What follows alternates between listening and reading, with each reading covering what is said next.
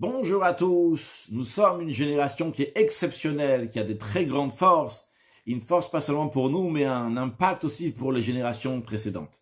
Voyons cela à travers ce que le Rabbi nous dit à propos des générations qui a de Noach jusqu'à Abraham, qui sont mentionnées dans la paracha de Noach. La Mishnah dans les Maximes de nos pères nous dit qu'il y a 10 générations depuis Noach jusqu'à Abraham pour nous enseigner comment Dieu il est longanime, comment Dieu il a la patience, car toutes ces générations-là arrivaient et irritaient Dieu, étaient contre Dieu, mettaient en colère Dieu. Et jusqu'à quand Abraham Avinu est venu, il a pris le salaire de toutes ces générations. Le Rabbi demande une question évidente. Il dit, qu'est-ce que ça veut dire qu'Abraham, il a pris le salaire de toutes les générations? Toutes les générations, Machissimoubaï, ils mettaient en colère Hachem. Quel salaire ils ont pour qu'Abraham Avinu, il vienne et ils prennent le salaire de ces 10 générations? Et la question se renforce, le Rabbi nous dit. Parce que quand on regarde juste avant ça dans la Mishnah elle dit qu'il y a 10 générations de Adam, le premier être humain, jusqu'à Noach. Et là-bas aussi la Mishnah nous dit, pour nous apprendre comment Dieu il est longanime, parce qu'il mettait tous en colère à Kadosh Baruch Hu, jusqu'à que finalement Dieu il a amené les eaux du déluge pour exterminer ces générations. Mais qu'est-ce qu'on voit ici? Quand on parle de 10 générations de Adam jusqu'à Noach, la Mishnah ne dit pas, ah, Noach est arrivé, il a pris le salaire de tous. Pourquoi la Mishnah ne dit pas ça? C'est logique comme tout. Vu que ces 10 générations-là, ils mettaient en colère Dieu, alors ils n'avaient pas de salaire. Et alors dans ces cas-là, la question se renforce. Pourquoi quand c'est de Adam jusqu'à Noach, on n'a pas écrit que Noach il a pris un salaire, il y a écrit tout simplement que ça arrivait à l'époque de Noach, Dieu il a amené les eaux du déluge. Mais quand on parle de Noach jusqu'à Abraham, on dit, ah, Abraham il est venu, il a pris le salaire de 10 générations. Mais quel salaire il y a à prendre? De la même manière que Noach il n'avait pas de salaire, de la même manière aussi Abraham ne devrait pas avoir de salaire. Quel salaire il y a à recevoir? Pour comprendre cela, le Rabbi nous dit, voyons la différence entre la génération du déluge, que cette génération du déluge a conclu et englobé donc toutes les 10 générations, depuis Adam jusqu'à Noach. Et c'est d'ailleurs la raison pour laquelle que le déluge qui est arrivé donc dans cette 10e génération a effacé aussi les fautes des 9 générations qui étaient avant.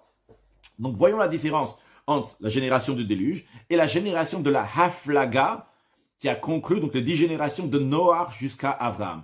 Haflaga vient du langage de Pilou, qui veut dire en hébreu se séparer, la dispersion. Il s'agit de la génération qui a fait la tour de Babel et que Dieu les a tous dispersés. Donc dans la suite, on dira Dor Haflaga, la génération donc, qui a été dispersée, qui a été séparée. Donc c'est la génération qui a fait la tour de Babel. Et d'un autre côté, on dira Dor Hamaboul, la génération du déluge. Alors voyons. En ce qui concerne donc les punitions du Dor Hamaboul et d'un autre côté le Dor Haflaga, on voit qu'il y a une grande différence dans leur punition. D'un côté, en ce qui concerne la punition dans ce monde-là, la punition de la génération du déluge était beaucoup plus grande que celle du Dor Haflaga. Car la génération du déluge a été totalement effacée du monde. Comme il y a écrit que Dieu a effacé donc, tout ce qu'il y avait dans le monde. Par contre, la génération de la Haflaga, eux, ils ont seulement été éparpillés dans le monde. Vayafet Sotam Hashem, Hashem les a... Il a fait ça, Hashem, donc les a éparpillés. Donc ça, c'est en ce qui concerne dans ce monde-là. La génération du déluge a été fortement punie, contrairement à celle du Dor Haflaga. En ce qui concerne maintenant dans le monde à venir, d'après toutes les opinions, la génération de la Haflaga n'ont pas de part dans le monde futur. Mais en ce qui concerne la génération du déluge, il y a différentes opinions. Dans la Mishnah, et aussi bien il y a une opinion dans le Zohar qui dit qu'ils n'ont pas de part dans le monde futur, mais il y a une deuxième opinion dans le Zohar qui dit qu'ils ont oui une part dans le monde futur. Alors, Rabbi demande, il faut comprendre la différence. Un pas si grand paradoxe entre leur punition dans ce monde-là et le monde à venir. Dans ce monde-là, la génération du déluge a été fortement punie, tandis que celle de Dor Haflaga a seulement été séparée. En revanche, dans le monde à venir, le Dor Haflaga a été fortement puni, d'après toutes les opinions, ils n'ont pas de part dans le monde futur, tandis que la génération du déluge, il y a une opinion qu'ils ont le monde futur.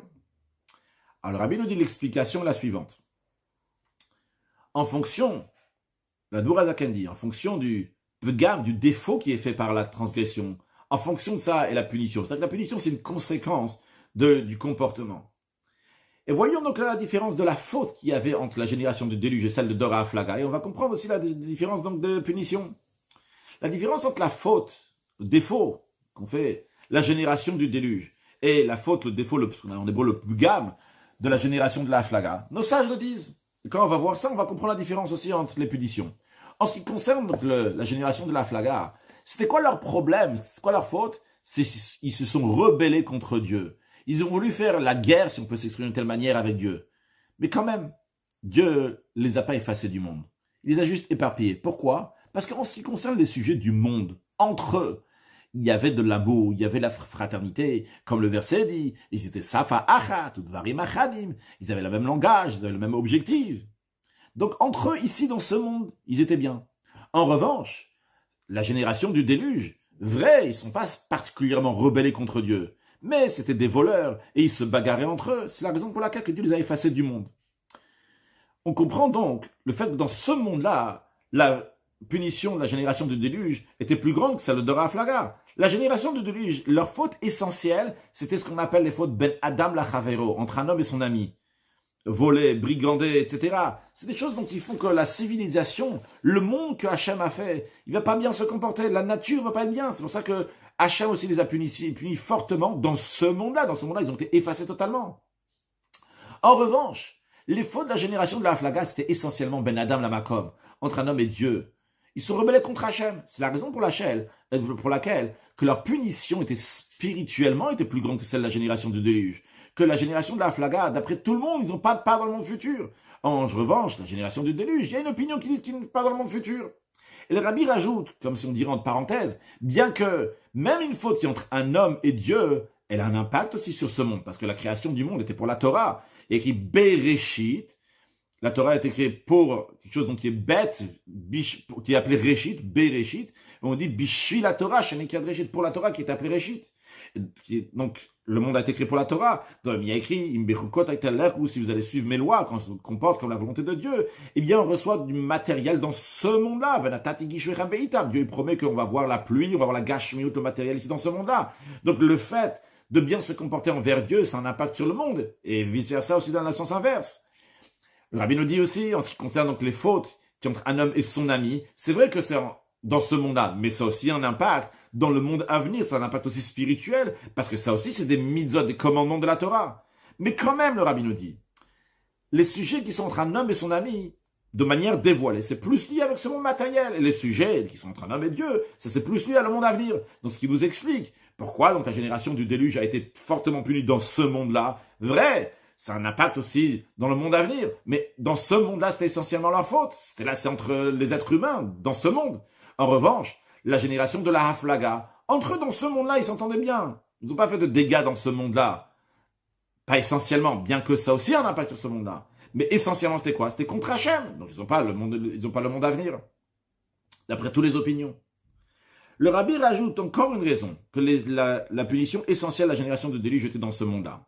Car, en ce qui concerne les fautes qu'il y a entre un homme et son ami, la personne peut faire teshuva, mais ça ne va pas aider.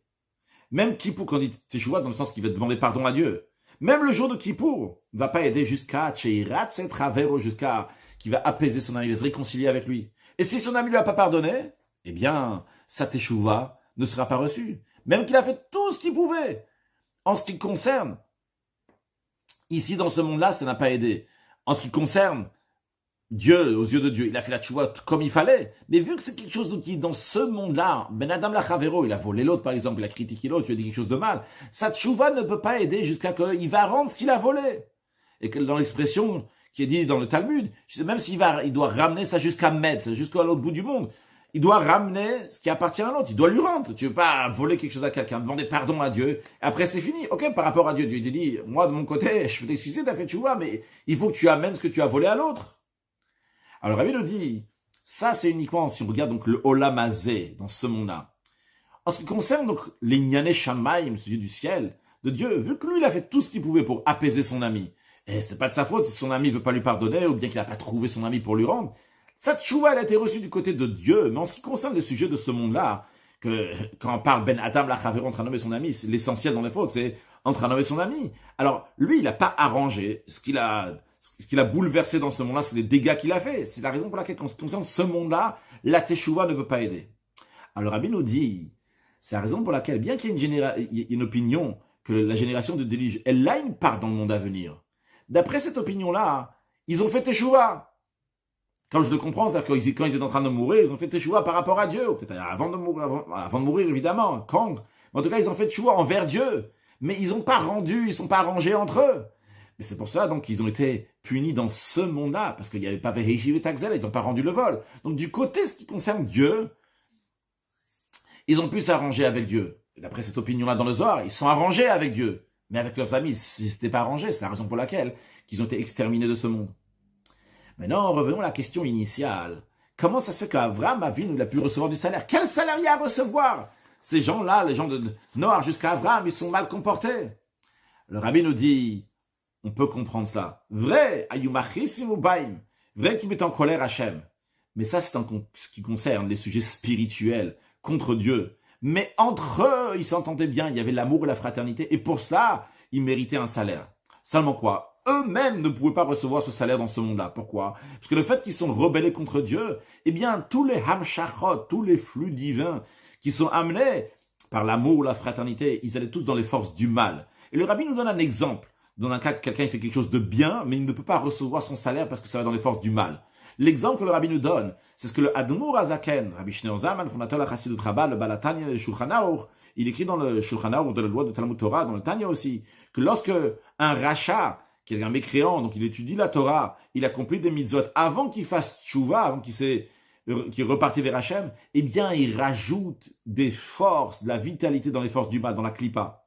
Parce que tout ce qui vient par son étude de Torah et sa accomplissement des mitzvot, eh bien, à la place que ça va aller dans la sainteté, ça va aller dans les clipotes, ça va aller dans les forces du mal. Donc le rabbi nous dit dans le même esprit, ces gens-là de la génération de la Haflaga, ils avaient un bon comportement entre eux. Donc ils avaient un mérite, ils avaient un flux divin, mais eux, ils ne pouvaient pas le recevoir, ça allait dans les forces du mal. Ça a continué. Hacheba Avram, c'est qu'Avram il est venu. Il a reçu le salaire de tout le monde. Avram, lui, il s'occupait de tout le monde. Il était du chesed. Avram s'efforçait de rapprocher tout le monde à la divinité. Il a même éveillé miséricorde et demandé à Hachem, il a prié pour les gens de Sodome qui se comportaient très mal. Donc Avram avait affaire au monde. Et par le fait qu'il avait affaire au monde, il influençait le monde, eh bien par cela, il a raffiné aussi les générations précédentes. Et c'est la raison pour laquelle il a reçu le salaire de ces générations précédentes. Et le rabbi, encore une fois, nous donne un exemple dans le même esprit de l'exemple qu'il a donné avant. Le Admour Azakan dit que lorsque cette personne-là, qui a fait, c'était un grand rachat, et tous les mitzvot et Torah qu'il a fait, c'est parti dans les forces du mal, quand il va faire Teshuvah, retourner vers Hachem, par cela, il va faire sortir la Torah et les mitzvot des forces du mal, des klipotes, et avec sa teshuvah, ils vont repartir à la douche, à la sainteté. Donc ici, dans le même esprit, Avram, il a pris donc tous ces flux divins qui sont venus dans le monde par l'amour et la fraternité de ces générations-là, et il a pris le salaire qu'il y avait, qui était dans les forces du mal, il a pris. Donc ça, c'est Avraham. Donc Avraham avait de quoi prendre dans ce monde-là. Avraham avait de quoi prendre pour deux raisons. Premièrement, parce qu'il y avait de quoi prendre. Ces générations-là, de Noach jusqu'à Avraham, avaient l'amour et la fraternité. Donc ils méritaient quelque chose. Deuxièmement, Avraham a pu prendre parce que Avraham s'est occupé avec ces générations, s'est occupé avec le monde, a fait un impact dans le monde. En revanche, les 10 générations de Adam jusqu'à Noach, on ne dit pas que Noach il a reçu quelque chose. Pourquoi? Parce que premièrement, ils n'avaient pas de salaire à recevoir. Il n'y avait rien à faire. Ils n'avaient pas un salaire, ils n'ont pas fait quelque chose de bien. Donc ils n'avaient pas de salaire, ça c'est un. Deuxièmement, même si, imaginons, ils avaient un salaire, Noach n'aurait pas reçu le salaire. Pourquoi? Parce que Noach n'a pas eu un impact sur le monde. Il n'a pas prié pour les gens, sa génération. C'est d'ailleurs la raison pour laquelle que c'est appelé Noach. Le déluge est appelé les eaux de Noé. Qu'est-ce qu'il a fait lui? Il n'a rien fait de mal, mais il n'a pas prié pour les gens de sa génération. Le Maboul, le déluge est appelé en son nom. Donc Noach n'a pas raffiné, n'a pas arrangé les générations précédentes. C'est la raison pour laquelle ils ne pouvaient pas prendre leur salaire, même s'ils avaient eu un salaire. Conclusion, le rabbi nous dit, l'enseignement de tout ça pour nous. Comme on a dit tout au début en introduction, on se trouve maintenant dans une génération particulière, la génération de Igveta de Mashiach, les talons de Mashiach, c'est-à-dire la dernière génération avant Mashiach. Après toutes les générations qui sont passées, qui étaient la préparation de la venue de Mashiach, de quand Mashiach va venir, va se concrétiser le but de la création. Et c'est dans le travail de cette génération, c'est-à-dire de notre génération, que dépend le travail de toutes les générations précédentes. Et quand maintenant nous allons nous comporter comme Avraham Avinu, avec le chesed, le comportement d'Avraham, de rapprocher d'autres juifs, avec l'amour du prochain, Avat Israël, et les éveiller au judaïsme, et bien par cela on dévoile les étincelles saintes qui sont cachées dans chaque juif. Et c'est pas seulement ces étincelles à lui, mais c'est aussi ceux de ses parents, et de ses grands-parents, de ses ancêtres, jusqu'à la première génération. Et celui qui rapproche ces juifs du judaïsme, et dévoile ces étincelles divines, il reçoit le salaire de toutes les générations, par cela qu'il amène toutes les étincelles, toutes les générations à leur but final, qui est la délivrance à Mitidva Shleima, vrai et total avec la venue de Mashiach Tzidkeinu très prochainement. Une excellente journée.